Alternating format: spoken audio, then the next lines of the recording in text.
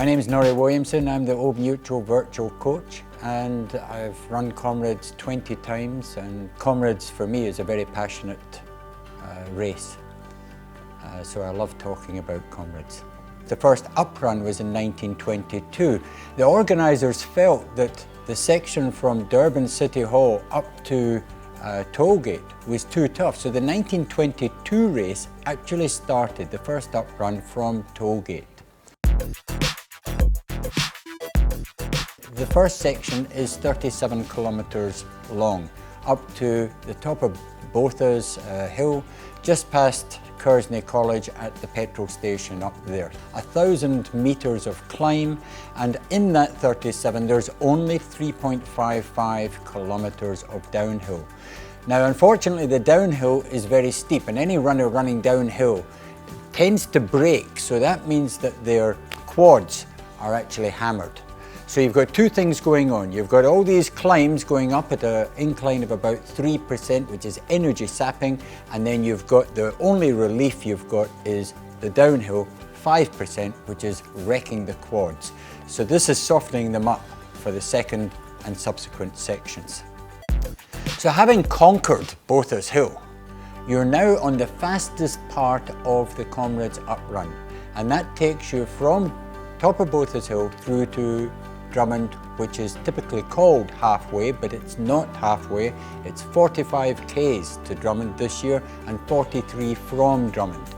And that's going to play in people's minds and their strategies. So from the top of Botha's Hill, which our runners have now conquered, we're going down into Drummond. And all the time from that point on, you can see Alveston aerial. And it sort of haunts you because it never seems to get any closer. You come down past Pizula, down Alveston, and Alveston is actually the steepest down in the whole section of the Comrades Up run. So the quads are getting hammered there again. And then it's through past the Comrades Wall, past a little climb up to a dugout on the left-hand side, which is where Arthur Newton, the first 5 times winner of Comrades, was rumoured to have stopped and sat down. And then down into Drummond.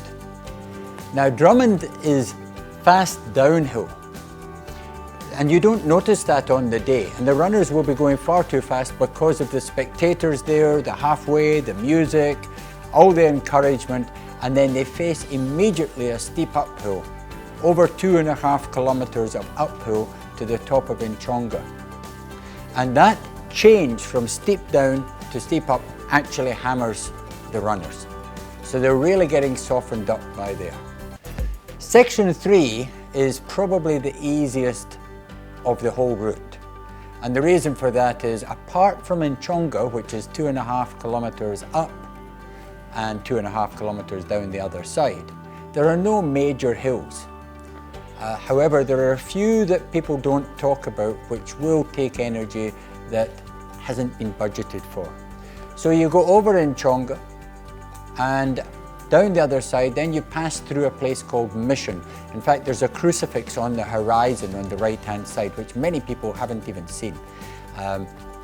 If they're going at the back, hopefully they will actually take time and see the various sites along the way. Then you pass the handicap school, and the enthusiasm and encouragement you get there is absolutely phenomenal.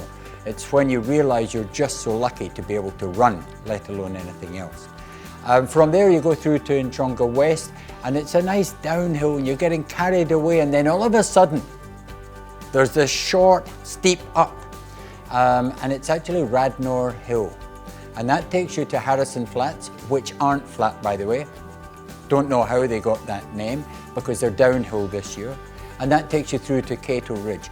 Now Cato Ridge, the runners have to be through there in 10 minutes past 8 hours. So they've got 8 hours, 10 minutes to reach that, and there's 30 kilometres remaining from that point. Into Camperdown, across the White Railway Bridge, and this is the one that your mother forgot to tell you about. There's a steep hill there, 1 kilometre long, and that's where every runner, from front to back, will ask the question, what the am I doing this for? And they've got to have the answer, and the answer comes from here and from here. From desire and determination. And this is what will get them through that. And most of them will be walking up there. Certainly our runners will probably be walking up there for the majority of the way, and they will be asking that question. And if they can't answer it, there's a good chance that they will end up getting in the voucher vans, which are along this side there. Once they conquer that, and once they've conquered the question, they should find it relatively easy to get through to the highest point. And that's where section 3 finishes. And you can see Maritzburg in the distance there, but there's still 18, 19 kilometers to go. There are only really 2 major hills in this last section, and that is Little Polly's from Tumble Inn up to Ashburton, and then Polly Short itself, which of course is infamous for when Fordyce used to win the race running away from the opposition in Polly Shorts in the 1980s. So if you've conserved in the first half, and in the first section in particular, then the last section you actually start rolling and get on a high, and that's the way all the winners have won in the last 30 years, by running this section faster.